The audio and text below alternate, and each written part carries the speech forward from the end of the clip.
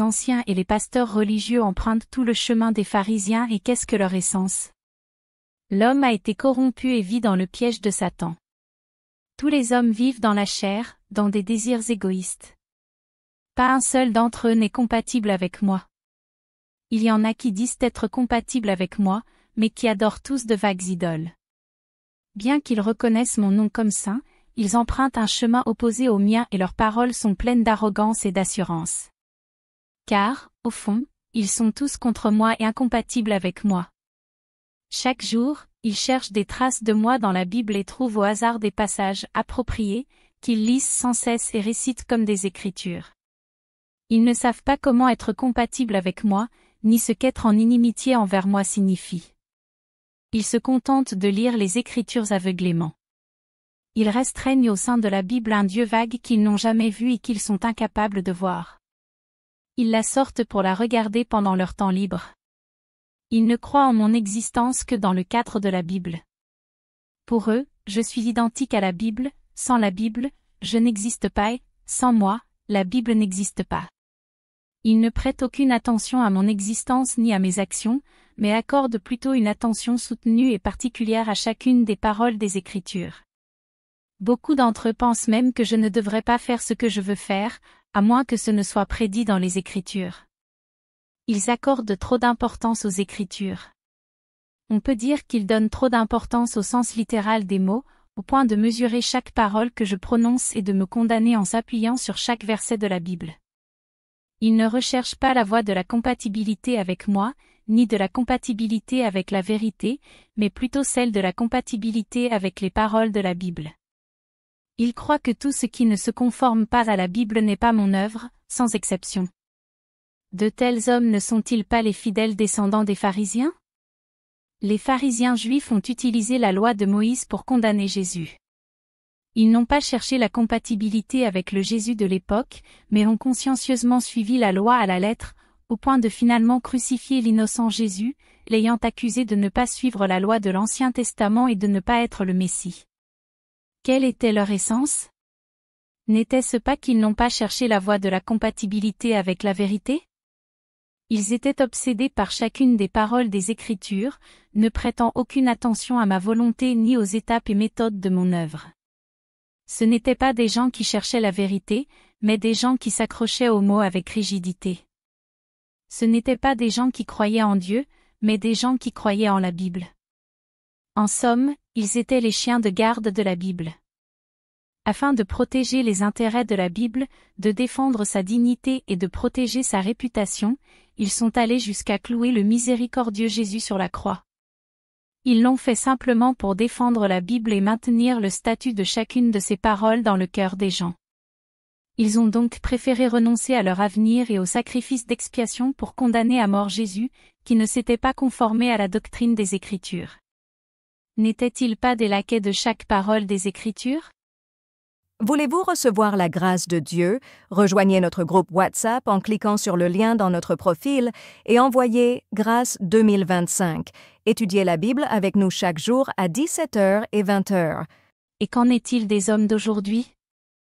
Christ est venu pour annoncer la vérité, mais ils ont préféré l'expulser de ce monde afin de gagner l'entrée au ciel et de recevoir la grâce. Ils ont préféré nier complètement l'avènement de la vérité pour défendre les intérêts de la Bible. Ils ont préféré crucifier de nouveau le Christ revenu pour garantir l'existence éternelle de la Bible. Comment l'homme peut-il recevoir mon salut, quand son cœur est si mauvais et sa nature si hostile envers moi? Je vis parmi les hommes, pourtant il n'est pas au courant de mon existence. Même quand je fais briller ma lumière sur l'homme, il reste ignorant de mon existence. Quand je libère ma colère sur lui, il nie mon existence avec encore plus de vigueur. L'homme cherche la compatibilité avec les mots, avec la Bible, pourtant pas une seule personne ne vient devant moi pour chercher le chemin de la compatibilité avec la vérité. L'homme regarde vers moi dans le ciel et accorde un intérêt particulier à mon existence en ce lieu, pourtant personne ne se soucie de moi dans la chair, car moi, qui vis parmi les hommes, je suis simplement trop insignifiant. Ceux qui cherchent seulement la compatibilité avec les paroles de la Bible et avec un Dieu vague constituent un spectacle désolant à mes yeux. C'est parce qu'ils vénèrent des paroles vides de sens et un Dieu qui est capable de leur donner des trésors immenses. Ce qu'ils vénèrent, c'est un Dieu qui demeure lui-même à la merci de l'homme, un Dieu qui n'existe pas. Que de telles personnes peuvent-elles alors gagner de moi? La petitesse de l'homme est tout simplement au-delà des mots. Comment ceux qui sont contre moi, qui m'adressent des demandes infinies, qui n'aiment pas la vérité et qui se rebellent contre moi pourraient-ils être compatibles avec moi? Voulez-vous recevoir la grâce de Dieu? Rejoignez notre groupe WhatsApp en cliquant sur le lien dans notre profil et envoyez « Grâce 2025 ». Étudiez la Bible avec nous chaque jour à 17h et 20h. Il y a ceux qui lisent la Bible dans des églises imposantes et la récitent toute la journée, mais pas un seul d'entre eux ne comprend le but de l'œuvre de Dieu.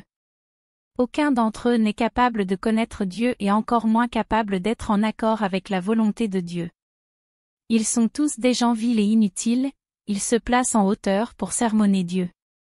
Ils s'opposent à Dieu délibérément même lorsqu'il porte sa bannière. Affirmant qu'ils croient en Dieu, ils mangent tout de même la chair de l'homme et boivent son sang. Tous ces gens sont des diables qui dévorent l'âme de l'homme, des démons dirigeants qui perturbent intentionnellement ceux qui tentent d'emprunter la bonne voie, et des pierres d'achoppement qui entravent le chemin de ceux qui cherchent Dieu. Ils peuvent paraître de « bonne constitution », mais comment leurs disciples sauront-ils qu'ils ne sont nul autre que des antéchrists qui mènent l'homme à s'opposer à Dieu? Comment leurs disciples sauront-ils qu'ils sont des démons vivants qui se dévouent à dévorer des âmes humaines? Ceux qui ont une haute opinion d'eux-mêmes en présence de Dieu sont les plus abjects des hommes, tandis que ceux qui se trouvent humbles sont les plus honorés.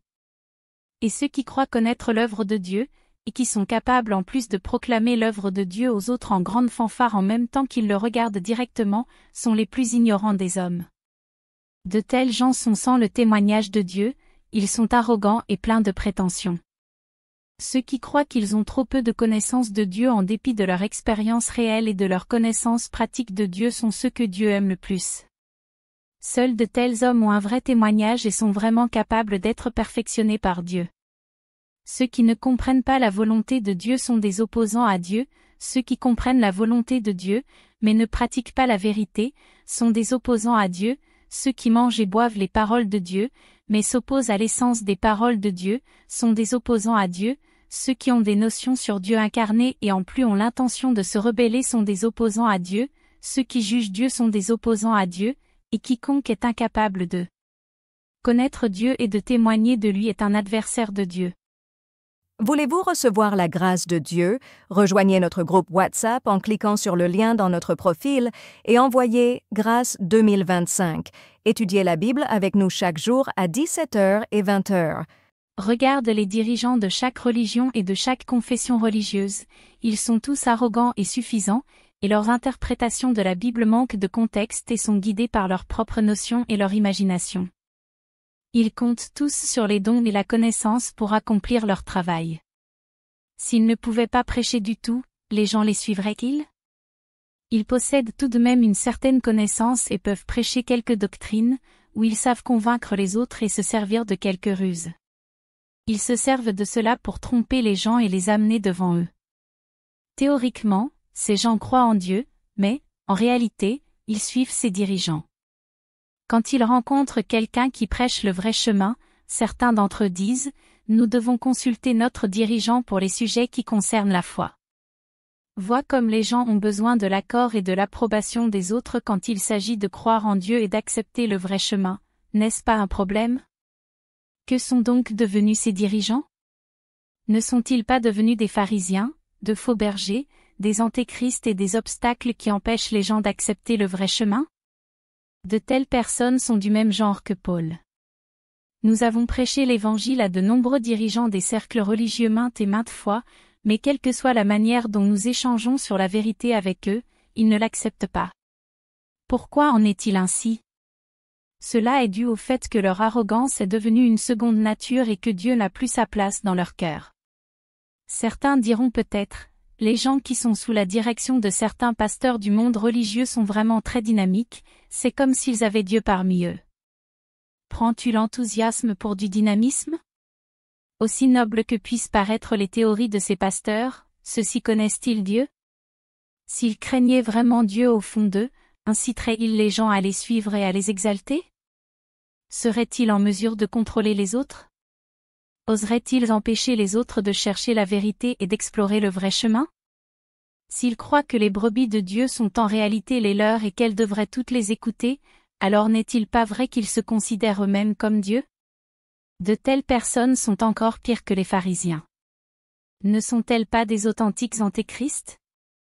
Voulez-vous savoir l'origine de ce qui a poussé les pharisiens à s'opposer à Jésus? Voulez-vous connaître l'essence des pharisiens? Ils étaient emplis de fantasmes sur le Messie. De plus, ils croyaient seulement que le Messie viendrait, mais ne poursuivaient pas la vie vérité. Et ainsi, encore aujourd'hui, ils attendent toujours le Messie, car ils n'ont aucune connaissance du chemin de la vie, et ne savent pas ce qui est le chemin de la vérité. Comment, dites-vous, ces gens insensés, têtus et ignorants pourraient-ils obtenir la bénédiction de Dieu? Comment pourraient-ils voir le Messie? Ils se sont opposés à Jésus parce qu'ils ne connaissaient pas la direction de l'œuvre du Saint-Esprit, parce qu'ils ne connaissaient pas le chemin de la vérité dont Jésus a parlé et, en outre, parce qu'ils ne comprenaient pas le Messie. Et puisqu'ils n'avaient jamais vu le Messie et n'avaient jamais été en compagnie du Messie, ils ont commis l'erreur de s'en tenir au seul nom du Messie tout en s'opposant à l'essence du Messie par tous les moyens possibles. Ces pharisiens étaient, par essence, têtus, arrogants et n'obéissaient pas à la vérité. Le principe de leur croyance en Dieu était, quelle que soit la profondeur de ta prédication, quelle que soit la hauteur de ton autorité, tu n'es pas Christ à moins que tu ne sois appelé le Messie. Cette croyance n'est-elle pas absurde et ridicule? Voulez-vous recevoir la grâce de Dieu? Rejoignez notre groupe WhatsApp en cliquant sur le lien dans notre profil et envoyez « Grâce 2025 ». Étudiez la Bible avec nous chaque jour à 17h et 20h. Les démons et les mauvais esprits se sont déchaînés sur la terre pendant un certain temps et ont fermement obstrué les intentions et l'effort laborieux de Dieu au point de les rendre impénétrables. Vraiment, c'est un péché mortel. Comment Dieu ne peut-il pas être anxieux? Comment Dieu ne peut-il pas être en colère? Ils ont posé des entraves et une opposition sérieuse à l'œuvre de Dieu. Combien rebelles! Même ces démons, petits et grands, se comportent comme des chacals sur les talons d'un lion et suivent le mauvais courant, provoquant des perturbations en chemin. Ils résistent à la vérité délibérément tout en la connaissant, ces fils de la rébellion. On dirait que maintenant que leur roi de l'enfer est monté sur le trône royal, ils sont devenus arrogants et suffisants, traitant tous les autres avec mépris. Combien d'entre eux cherchent la vérité et suivent la justice? Ils sont tous des bêtes, pas mieux que les cochons et les chiens à la tête d'un vol de mouches puantes, branlant la tête en signe d'une autosatisfaction complaisante et fomentant toutes sortes de troubles au milieu d'un tas de fumier.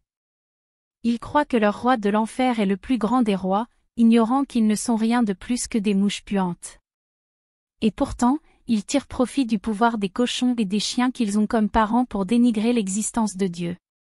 Toutes petites mouches qu'ils sont, ils croient que leurs parents sont aussi gros que comme des baleines bleues, Ces petites mouches ne se doutent pas que bien qu'elles soient elles-mêmes très petites, leurs parents sont des cochons et des chiens impurs des centaines de millions de fois plus grands qu'elles-mêmes? Inconscientes de leur propre bassesse, elles se fient à l'odeur putride qui exsude de ces cochons et de ces chiens pour se déchaîner, pensant vainement à procréer des générations futures, oublieuses de la honte. Avec des ailes vertes sur le dos, ce qui se réfère à leur prétention de croire en Dieu, elles sont imbues d'elles-mêmes et se vantent partout de leur propre beauté et de leur propre attrait, rejetant secrètement sur l'homme les impuretés de leur propre corps. De plus, elles sont excessivement contentes d'elles-mêmes, comme si elles pouvaient utiliser une paire d'ailes à couleur de l'arc-en-ciel pour camoufler leurs propres impuretés. Par ces moyens, elles font en sorte que leur oppression ait une incidence sur l'existence du vrai Dieu. Cela se réfère à ce qui se passe dans les coulisses du monde religieux. Comment l'homme saurait-il qu'aussi belle et féerique que puissent être les ailes d'une mouche, la mouche elle-même n'est rien de plus qu'une créature minuscule qui est pleine de souillures à l'intérieur et dont le corps est couvert de germes. Se fiant aux cochons et aux chiens qu'ils ont comme parents, ils se déchaînent à travers le pays. Cela fait référence à la manière dont les autorités religieuses qui persécutent Dieu sur la base d'un fort soutien du gouvernement de la nation pour trahir le vrai Dieu et la vérité, avec une sauvagerie sans retenue. C'est comme si les fantômes des pharisiens juifs étaient revenus avec Dieu à la nation du grand dragon rouge, de retour à leur ancien nid. Ils ont commencé une nouvelle série de persécutions, reprenant leur travail d'il y a plusieurs milliers d'années. Il est certain que ce groupe de dégénérés périra sur la terre à la fin. Il semble qu'après plusieurs millénaires, les esprits impurs sont devenus encore plus rusés et sournois. Ils pensent constamment à des moyens de saper l'œuvre de Dieu en secret. Dans une exubérance d'astuces et de ruses, ils souhaitent reproduire dans leur patrie la tragédie de plusieurs milliers d'années passées, poussant Dieu presque à crier. Il peut à peine s'empêcher de retourner au troisième ciel pour les anéantir. Voulez-vous recevoir la grâce de Dieu? Rejoignez notre groupe WhatsApp en cliquant sur le lien dans notre profil et envoyez « Grâce 2025 ». Étudiez la Bible avec nous chaque jour à 17h et 20h. Pourquoi dit-on que les anciens et les pasteurs religieux empruntent tout le chemin des pharisiens et qu'est-ce que leur essence? L'homme a été corrompu et vit dans le piège de Satan. Tous les hommes vivent dans la chair, dans des désirs égoïstes. Pas un seul d'entre eux n'est compatible avec moi. Il y en a qui disent être compatibles avec moi, mais qui adorent tous de vagues idoles. Bien qu'ils reconnaissent mon nom comme saint, ils empruntent un chemin opposé au mien et leurs paroles sont pleines d'arrogance et d'assurance. Car, au fond, ils sont tous contre moi et incompatibles avec moi. Chaque jour, ils cherchent des traces de moi dans la Bible et trouvent au hasard des passages appropriés, qu'ils lisent sans cesse et récitent comme des écritures. Ils ne savent pas comment être compatibles avec moi, ni ce qu'être en inimitié envers moi signifie. Ils se contentent de lire les Écritures aveuglément. Ils restreignent au sein de la Bible un Dieu vague qu'ils n'ont jamais vu et qu'ils sont incapables de voir. Ils la sortent pour la regarder pendant leur temps libre. Ils ne croient en mon existence que dans le cadre de la Bible. Pour eux, je suis identique à la Bible, sans la Bible, je n'existe pas et, sans moi, la Bible n'existe pas. Ils ne prêtent aucune attention à mon existence ni à mes actions, mais accordent plutôt une attention soutenue et particulière à chacune des paroles des Écritures. Beaucoup d'entre eux pensent même que je ne devrais pas faire ce que je veux faire, à moins que ce ne soit prédit dans les Écritures. Ils accordent trop d'importance aux Écritures. On peut dire qu'ils donnent trop d'importance au sens littéral des mots, au point de mesurer chaque parole que je prononce et de me condamner en s'appuyant sur chaque verset de la Bible. Ils ne recherchent pas la voie de la compatibilité avec moi, ni de la compatibilité avec la vérité, mais plutôt celle de la compatibilité avec les paroles de la Bible. Ils croient que tout ce qui ne se conforme pas à la Bible n'est pas mon œuvre, sans exception. De tels hommes ne sont-ils pas les fidèles descendants des pharisiens? Les pharisiens juifs ont utilisé la loi de Moïse pour condamner Jésus. Ils n'ont pas cherché la compatibilité avec le Jésus de l'époque, mais ont consciencieusement suivi la loi à la lettre, au point de finalement crucifier l'innocent Jésus, l'ayant accusé de ne pas suivre la loi de l'Ancien Testament et de ne pas être le Messie. Quelle était leur essence? N'était-ce pas qu'ils n'ont pas cherché la voie de la compatibilité avec la vérité? Ils étaient obsédés par chacune des paroles des Écritures, ne prêtant aucune attention à ma volonté ni aux étapes et méthodes de mon œuvre. Ce n'étaient pas des gens qui cherchaient la vérité, mais des gens qui s'accrochaient aux mots avec rigidité. Ce n'étaient pas des gens qui croyaient en Dieu, mais des gens qui croyaient en la Bible.